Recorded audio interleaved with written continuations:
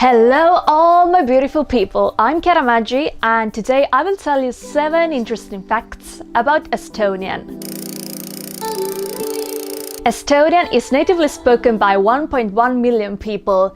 About 920,000 of them live in Estonia and another 160,000 outside of Estonia. Estonian is the southern Finnic language and the most similar language to Estonian is Finnish. It is easy to notice some similar words in Estonian and in German. Estonia has been ruled by Germans during history, and nearly 1/3 of Estonian vocabulary has been borrowed by Germans. The oldest written records of Estonian language date back to the 13th century.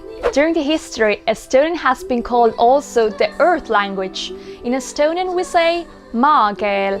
The word earth here can mean both the ground, the substance of the land surface, but also the planet on which the earth-speaking people live.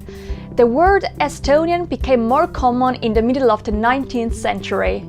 Estonian employs the Latin alphabet, but adds the letters õ, ä, ö, ü, and the later additions are S with caron and Z with caron.